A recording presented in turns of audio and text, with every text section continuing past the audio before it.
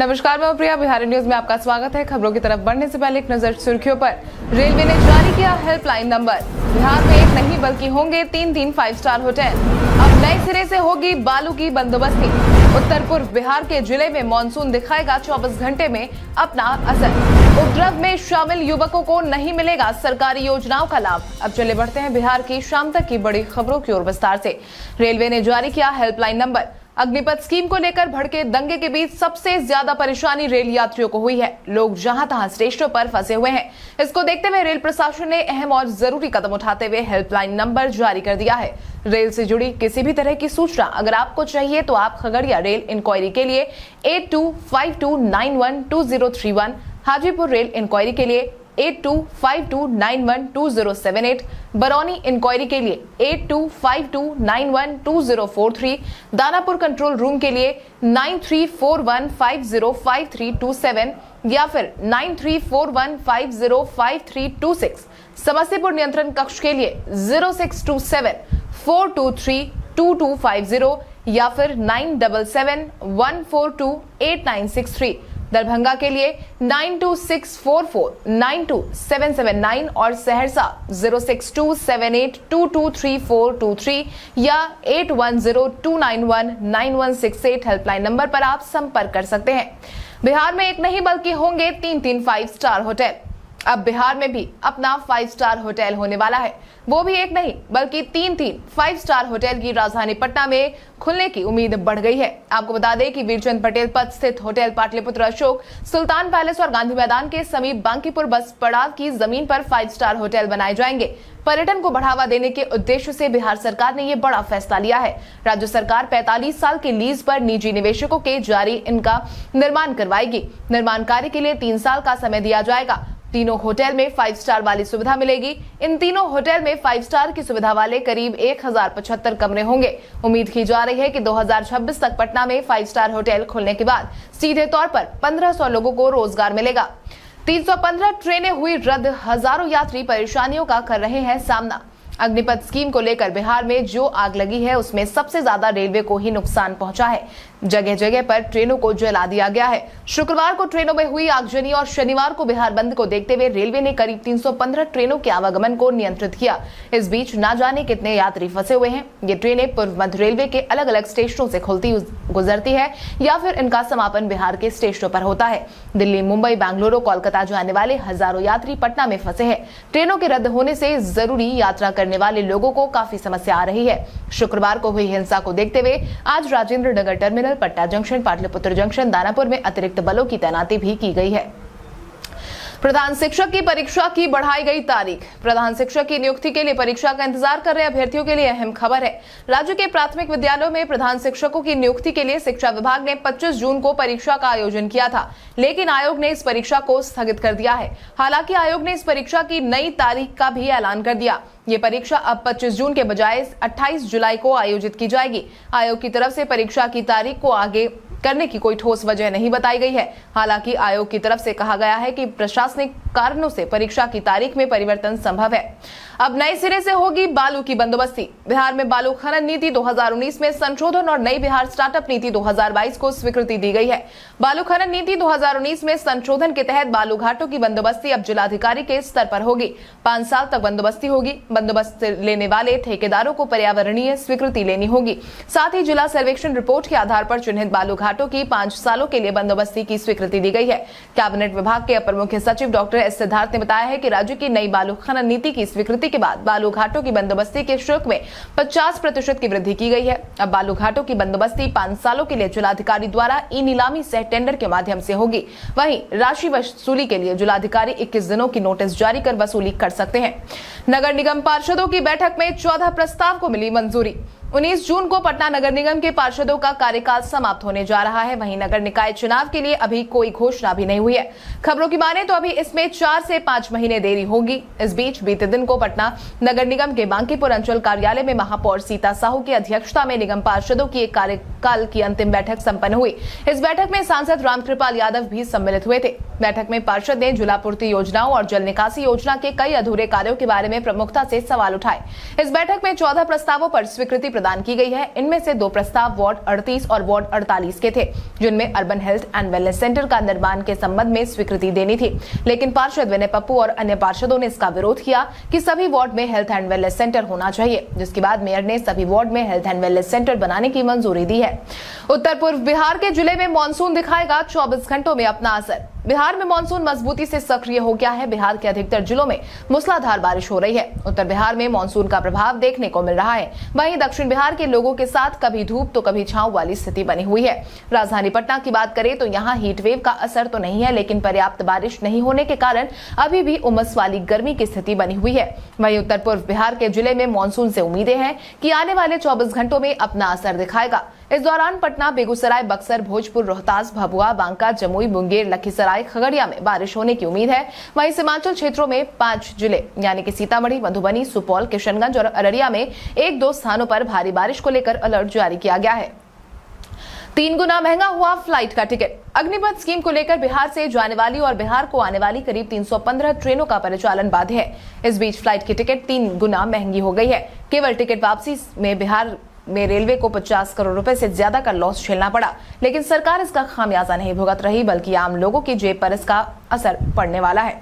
अब बिहार में प्रमुख शहरों के लिए फ्लाइट के टिकट के दाम 3 गुना बढ़ा दिए गए हैं। लोगों के पास कोई और रास्ता भी नहीं बचा, मजबूरन उन्हें फ्लाइट की महंगी टिकट लेनी पड़ रही है। उदाहरण के तौर पर बात करें तो पटना से दिल्ली के लिए फ्लाइट की टिकट 7,000 से 9,000 तक आती है, लेकिन शुक्रवार को विमान के किराए ने आम आदमी की परेशानी बढ़ा दी। उन्हें टिकट के लिए 27,000 तक चुकाने पड़ रहे हैं।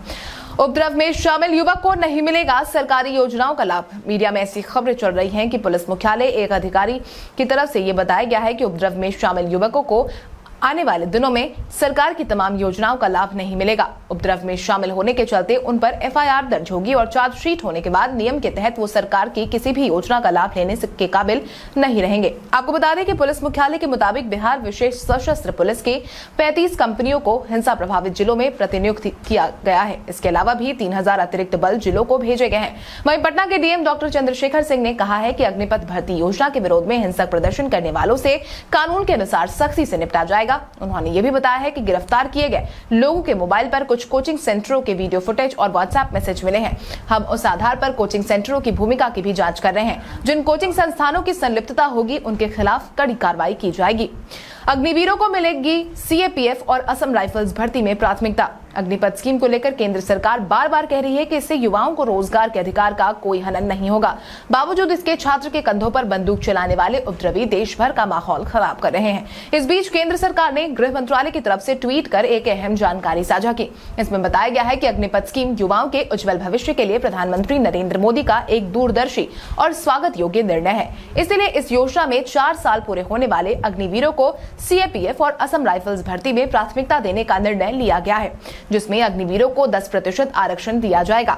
आपको बता दें कि इस योजना के 4 साल होने के बाद 80% कर्मवीर कार्य मुक्त कर दिए जाएंगे। यही नहीं, इसके बाद उनके लिए केंद्र सरकार रोजगार के अवसर मुहैया कराने में सेना उनकी मदद जरूर करेगी। एक दिन में 325 लोग गिरफ्तार, 70 लोगों पर एफआईआर दर्ज। अग्निपथ स्कीम के आग में पूरा बिहार झुलस रहा है। लगातार तीसरे दिन हुए दंगों में 27 रेलवे स्टेशनों पर तोड़फोड़ और आगजनी की गई और 14 ट्रेनों को फूंक दिया गया। पुलिस प्रशासन के वाहनों के अलावा भाजपा नेताओं के घरों और दफ्तरों को भी निशाना बनाया गया है। कई बसें आग के हवाले भी कर दी गई तो कई जगह उपद्रवियों ने पत्थर बरसाए। बेगूसराय, खगड़िया समेत कई जिलों में एनएच जाम कर आगजनी और तोड़फोड़ की गई। उपद्रव को देखते हुए राज्य के 15 जिलों में अगले 48 घंटों के लिए इंटरनेट सेवा बंद कर दी गई है। साथ ही उपद्रव के दौरान 325 लोगों को गिरफ्तार किया गया, जबकि 70 केस दर्ज किए गए हैं। वहीं आज राजद पार्टी की तरफ से बिहार बंद का ऐलान के बाद करीब 315 ट्रेनों को भी रद्द कर दिया गया है। 15 साल का ब्लूप्रिंट तैयार करेंगे प्रशांत किशोर। देश के बड़े राजनीतिज्ञों में से एक प्रशांत किशोर अभी बिहार भ्रमण पर है। अपने जन स्वराज अभियान संवाद यात्रा के दौरान प्रशांत किशोर मसौढ़ी पहुंचे हैं, जहां उन्होंने समाज के युवा, महिलाओं, छात्राओं, बुद्धिजीवी वर्ग, डॉक्टरों, जनप्रतिनिधियों के साथ संवाद किया। लोगों के सवालों का जवाब भी दिया। प्रशांत किशोर ने जन स्वराज के विचार को रेखांकित करते हुए बताया कि जन स्वराज के माध्यम से वो लोगों के साथ संवाद स्थापित करना चाहते हैं। उन्होंने कहा कि बिहार के सभी सही लोगों को एक साथ एक मंच पर आकर काम करना होगा, तभी बिहार बेहतर हो सकता है। प्रशांत किशोर ने कहा कि स्वास्थ्य, बेरोजगारी, अपराध जैसे विषयों पर चर्चा होगी। अलग अलग 15 ब्लूप्रिंट जारी करेंगे। ब्लूप्रिंट में बताएंगे कि बिहार को कैसे बेहतर किया जा सकता है। पदयात्रा के 100 दिनों के भीतर जारी होने वाली इस ब्लूप्रिंट में सभी लोगों के सुझाव समायोजित किए जाएंगे। विशेष सुरक्षा बल के बावजूद बिहार में उपद्रव का नहीं थमा शोर। आज बिहार बंद का असर अलग अलग क्षेत्रों में देखने को मिला। विशेष सुरक्षा बल तैनात होने के बावजूद भी कहीं तोड़फोड़ तो कहीं आगजनी देखी गई। इस बंद का आह्वान बिहार के छात्र युवा संगठन आइसा, इनॉस, रोजगार संघर्ष संयुक्त मोर्चा और सेना भर्ती जवान मोर्चा ने किया। केंद्र सरकार को योजना वापस लेने के लिए 72 घंटे का अल्टीमेटम भी राजद की तरफ से दिया गया है। इस बंद को महागठबंधन के साथ साथ वीआईपी और अन्य दलों ने भी अपना समर्थन दिया। इस बीच शनिवार सुबह सुबह जहानाबाद जिले के टेहटा में प्रदर्शनकारियों ने एक ट्रक और एक बस को आग लगा दी। ये घटना टेहटा आउटपोस्ट के करीब की है। इस दौरान बंद समर्थकों ने पुलिस पर भी पथराव किया। घटनास्थल पर डीएम और एसपी पहुंच गए। वहीं पटना के मसौड़ी में बेकाबू होते हालात को देखते हुए पुलिस ने प्रदर्शनकारियों पर लाठीचार्ज किया है। वहीं इस दौरान गोलीबारी भी हुई। चौथे टी20 मैच के हीरो रहे 37 साल के कार्तिक भारत के साउथ अफ्रीका के खिलाफ ऋषभ पंत की कप्तानी में 82 रनों के अंतर से बड़ी जीत दर्ज करने के साथ ही टीम इंडिया ने 5 मैचों की टी20 सीरीज को 2-2 से बराबर कर लिया है। चौथे मुकाबले में भारत के लिए 37 साल के दिनेश कार्तिक ने अहम पारी खेली। उनकी पारी की बदौलत भारत ने एक टक्कर देने लायक स्कोर खड़ा किया है। कार्तिक को उनकी पारी के लिए player of the match award भी मिला। इससे पहले कार्तिक का सर्वोच्च व्यक्तिगत स्कोर 31 रन का था, जो उन्होंने 2006 में बनाए थे। ये भारत का पहला टी20 मैच भी था। 16 साल के टी20 करियर में दिनेश कार्तिक सिर्फ 3 बार प्लेयर ऑफ द मैच बने हैं। ये तीनों मैच भारत के लिए अहम या यूं कहे कि करो या मरो मुकाबला था। कार्तिक ने इन तीनों मुकाबले में अपने दम पर टीम इंडिया को मैच जिताया है। कोरोना के बढ़ते मामलों ने बढ़ाई चिंता। देश के साथ साथ बिहार में कोरोना के मामले बढ़ते जा रहे हैं और इसने परेशानी भी बढ़ा दी है। कोरोना वायरस को हल्के में लेना महंगा पड़ सकता है। बिहार हेल्थ डिपार्टमेंट द्वारा बीते दिन जारी किए गए पिछले 24 घंटे के रिपोर्ट के अनुसार बिहार में कोरोना के मामले 2 गुने के करीब पहुंच गए हैं। बिहार में कुल 72 नए कोरोना के मामले मिले हैं। राज्य भर में 1,47,600 कोरोना सैंपल की जांच के बाद कुल 72 कोरोना के मामलों की पुष्टि हुई है। वहीं एक्टिव केस की संख्या बढ़कर 234 हो गई है, जहां सबसे अधिक कोरोना के मामले राजधानी पटना में है। वहीं रोहतास में 4, भागलपुर, खगड़िया, मधेपुरा और सहरसा में 3-3 कोरोना के मामलों की पुष्टि हुई है। गया, मुजफ्फरपुर, सारण, पश्चिम चंपारण में 2-2 कोरोना के मामलों की पुष्टि हुई। अररिया, अरवल, औरंगाबाद, बेगूसराय, दरभंगा, किशनगंज, समस्तीपुर, शिवहर में 1-1 कोरोना के मामलों की पुष्टि हुई। वहीं देश भर की बात करें तो आज यानी शनिवार को जारी किए गए ताजा अपडेट के अनुसार कुल 13,000 कोरोना के मामले सामने आए हैं। कल हमारे द्वारा पूछे गए सवाल का जवाब आप में से बहुत सारे यूजर ने हमें कमेंट करके दिया था।